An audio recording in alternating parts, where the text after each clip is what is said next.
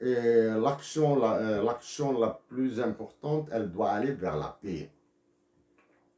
Pour cela, il faut avoir l'intelligence de ne pas se créer d'ennemis supplémentaires. Nous avons la France qui est, du moins, le roi de France, cette économie africaine, le président Macron, qui va nous écraser là, du moins, qui va écraser ceux qui décident en Algérie. Et le compatriote algérien doit dire, dès à présent, non pas à l'État algérien, mais de dire à l'État français que dans l'état actuel de notre patrie, ne vous dérangez pas par des visites officielles, s'il vous plaît. Les enjeux sont encore plus complexes si on faisait intervenir l'OTAN, les anciens pactes de Varsovie, etc. Si nous faisons intervenir la Turquie, si nous parlons en détail encore de l'Arabie Saoudite, du Qatar, des Émirats Arabes Unis, ça sera encore plus complexe, mais ce sont des sujets que nous avons traités dans des textes publiés par le Centre de recherche de la mondialisation. Donc, pour conclure, chères sœurs, chers frères d'Algérie, صح العيد نون مبروك عيد صح العيد نون مبروك عيدكم نسلم ثلويت بالهنا نتمنى لكم الهنا والسعادة notre compassion pour toutes les victimes de l'injustice. Notre compassion pour toutes les victimes de l'injustice. Et que Dieu nous oriente sur la bonne voie.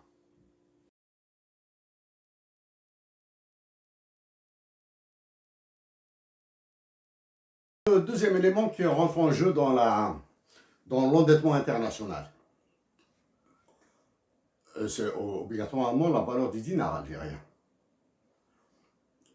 Nous qui avons dit depuis 2015 que nous sommes radicalement contre la dévaluation du dinar, et que nous avons anticipé la série de dévaluations qui ont été décidées récemment, du moins après 2015. Donc il y aura une autre dévaluation qui suivra pour nous rapprocher du franc CFA. Mais la conséquence de la dévaluation en termes de vie des Algériens, c'est que leur dette internationale va devenir encore plus lourde. C'est-à-dire qu'ils vont rentrer dans le cycle infernal des rééchelonnements et de l'incapacité de s'endetter. Profitons de l'occasion pour signaler un problème. L'Algérie manque d'écrits. Aucun ministre, aucun général, aucun gouverneur, aucun directeur central de ministère, directeur de banque, directeur central des banques n'a écrit de livre sur la finance internationale, sur la finance nationale, rien. Aucun. Donc là, nous sommes obligés, c'est pour cette raison que nous sommes obligés de les aborder théoriquement. Faire des calculs, nous en avons fait des tonnes et des tonnes de calculs sur ça.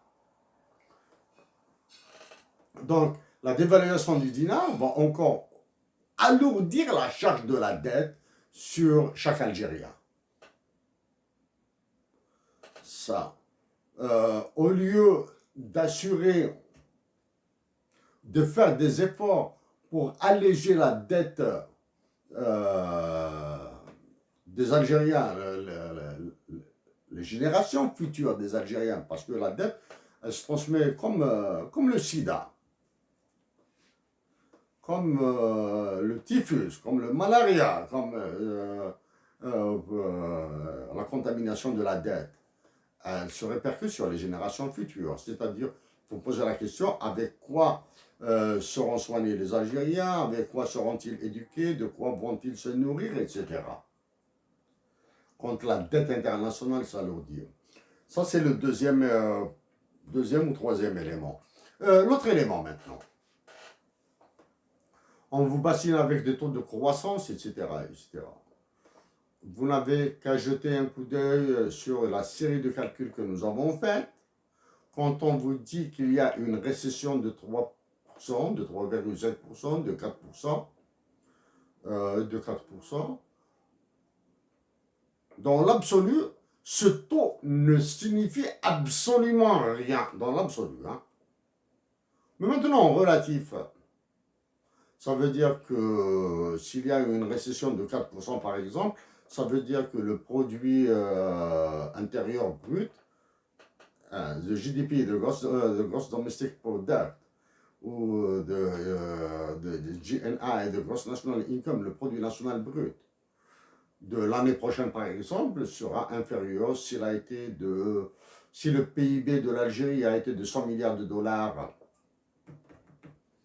en 2020, la récession est de 4%, ça veut dire que le prochain PIB sera de 196 milliards de dollars.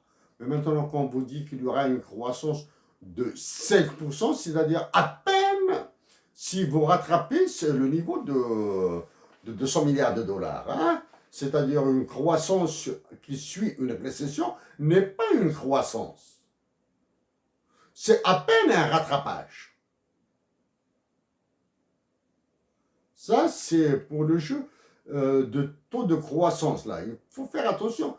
Nos compatriotes algériens doivent apprendre à faire des calculs basiques. Hein. Ce sont des calculs basiques. Ça, c'est donc l'anthropologie de l'Algérie pour la ressouder. Les capacités de l'endettement à l'international de l'Algérie qui sont très faibles. Au mieux, donc, nous avons dit une LPL, hein, une ligne de précaution et de liquidité du FMI, ou bien une ligne de crédit modulable. Ça, il faudra rêver d'abord d'elle, ensuite cauchemarder pour l'avoir, ensuite la dévaluation du dinar, ensuite le travail de l'Algérien. Étant donné que l'Algérien n'a plus les possibilités de produire, qu'est-ce qu'il y a lieu de faire? Il faudra partager le travail. Dans cet aspect, aucun mot n'a été dit dans ce chiffon de plan de relance là. Hein? Comment partager le travail? Exemple, créer des équipes de nuit. Ça, c'est la première solution très simple. S'ils sont incapables pour des raisons de sécurité, impossible, pour des raisons de sécurité des individus, etc., ils sont incapables, ou bien à cause de la faiblesse de la consommation des ménages en Algérie, ils sont incapables de créer des équipes de travail de nuit, ils n'ont qu'à réduire le temps de travail de ceux qui travaillent déjà, le donner à ceux qui ne le travaillent pas, baisser les salaires. Ça, la question de la baisse des salaires est très grave en Algérie. Si le FMI et la Banque mondiale n'ont pas ordonné une baisse des salaires, parce qu'elle est intéressante pour eux, pour encore enfoncer l'Algérie. Et l'autre baisse de salaire, c'est il relève de la folie économique, de la débilité économique, de maintenir des salaires et des pensions de retraite aussi élevés en Algérie pour certaines catégories de personnel. Un exemple, concret avec des chiffres. La planche à billets, c'est 2100 milliards de dinars. C'est-à-dire, 2100 milliards de dinars, c'est 2,1 trillions de dinars. Supposez en disant qu'il y a des pensions de retraite ou des salaires, on va simplifier, hein, de 200 000 dinars par mois, 20 millions de centimes. J'enlève 10 millions de centimes, 100 000 dinars. 100 000 dinars. Je suppose, hein, je ne vais pas gître sur ça, là. J'enlève 100 000 dinars par mois par personne. Je suppose qu'il y a 1 million de personnes qui seront touchées par cette baisse. Par mois, nous aurons 100 milliards de dinars.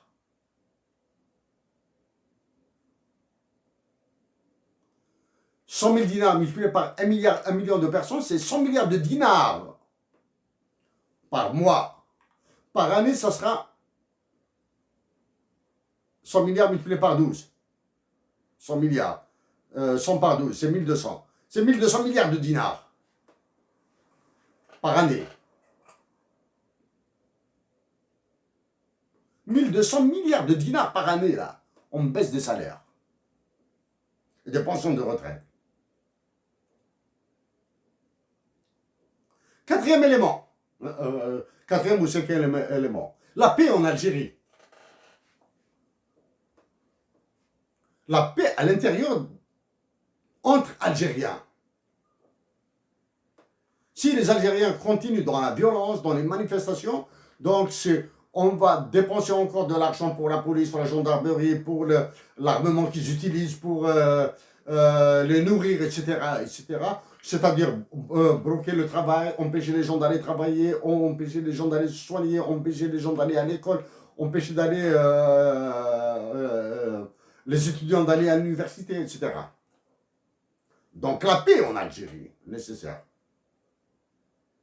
Pour faire face au conflit, à la guerre hybride dont est victime l'Algérie, la guerre Algérie-Mali et Niger, la stupidité des États, Algérie, Tunisie, Maroc, tout ça, la Libye avec ce conflit interminable et qui se terminera qu'une fois la Libye partagée en trois, l'Est, l'Ouest et le Sud.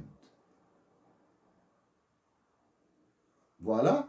Et bien sûr, un commerce international un peu plus dynamique. C'est-à-dire exporter ce que nous produisons en local et importer moins.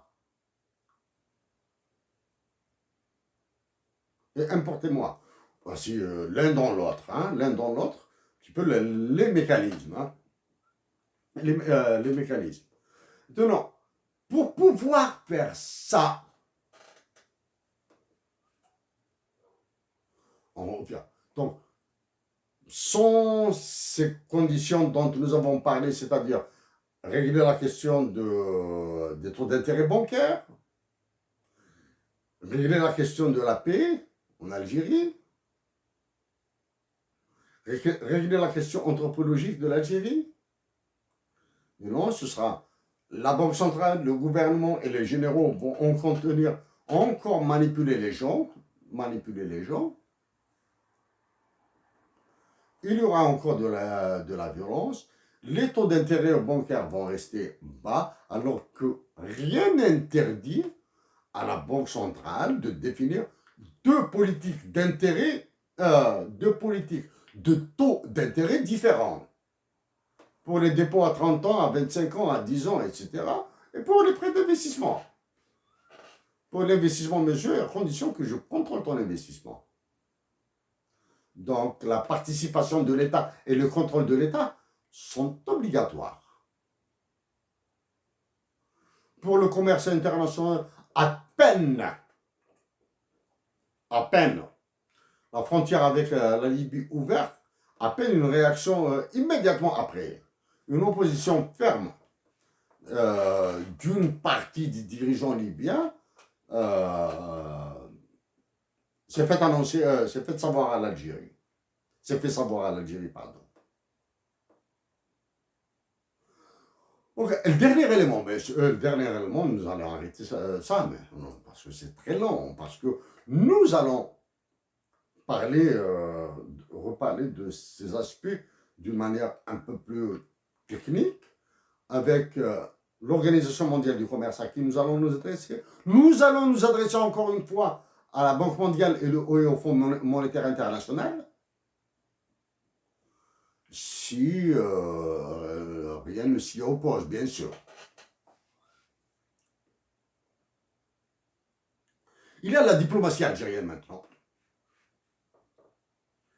Tous les Algériens qui soient en Algérie ou à l'étranger, ceux qui sont en Algérie doivent prendre toutes les précautions. Éviter de se faire arrêter, éviter de se faire torturer, éviter de se faire emprisonner parce parce que ce qu'ils diront peut-être est dangereux, ou bien qui va déplaire à une justice aux ordres. Tous les Algériens qui sont capables d'agir dans la diplomatie internationale efficace, c'est-à-dire éviter le baratin, éviter la dornakout bjner, la diplomatie internationale efficace, c'est-à-dire la diplomatie internationale efficace doit s'appuyer sur 5 ou 6 variables. Hein. La recherche de l'intérêt de l'Algérie,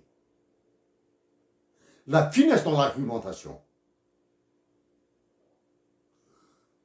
une certaine maîtrise du droit international,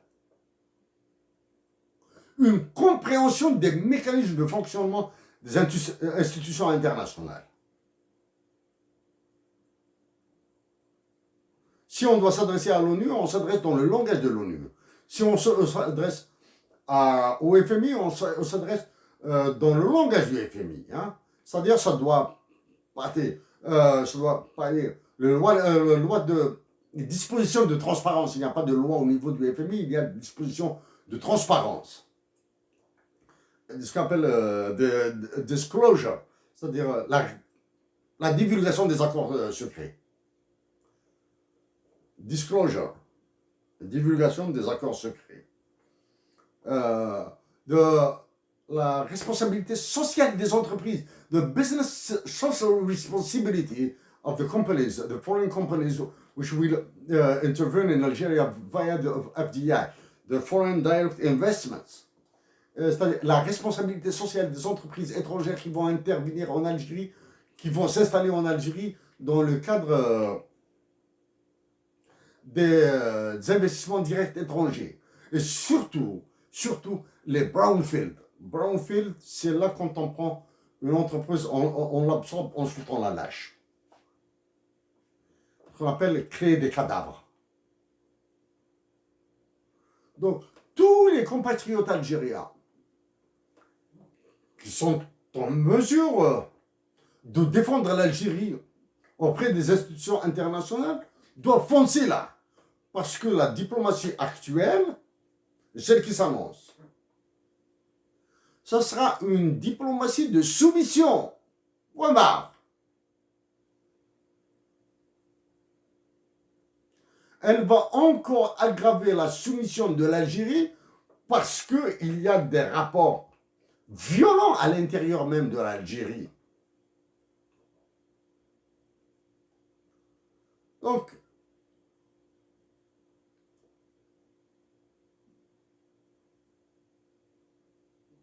dans notre cas, nous disons simplement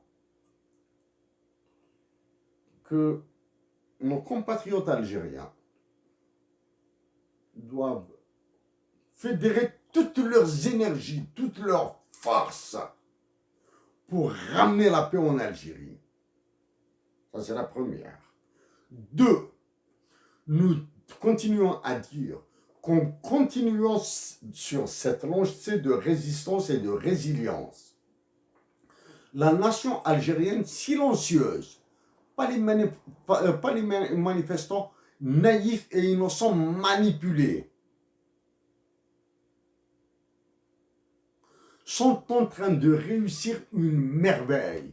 Ils vont éviter à l'Algérie de devenir comme l'Égypte, de vivre la guerre de la Syrie, de subir le drame des Tunisiens, de subir la guerre de la Libye, malheureusement, tout en continuant à subir la guerre avec le Mali et le Niger.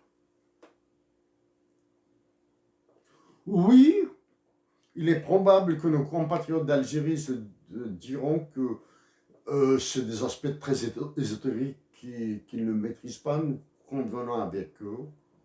Mais nous avons il y a des échos, particulièrement des pays de la zone CFA, qui nous parviennent.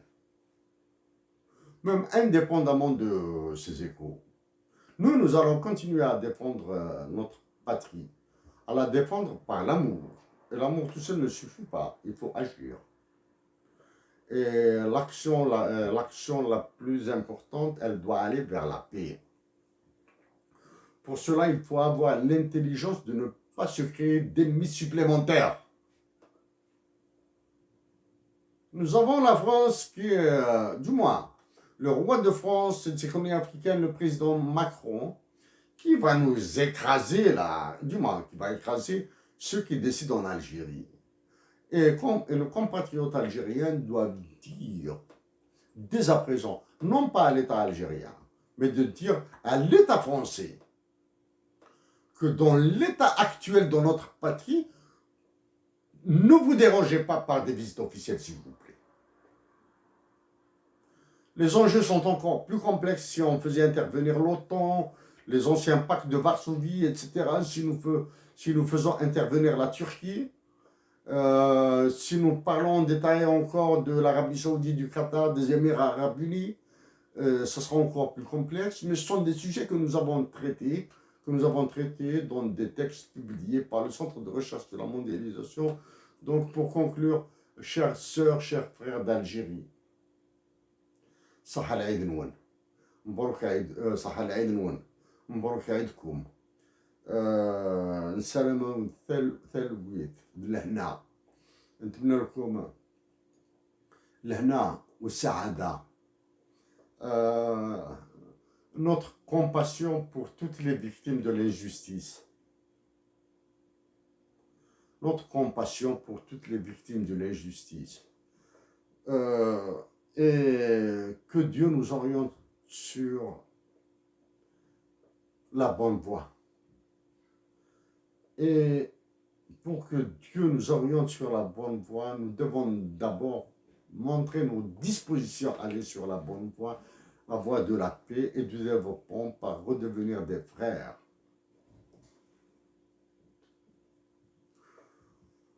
Mes chers compatriotes, du fond du cœur,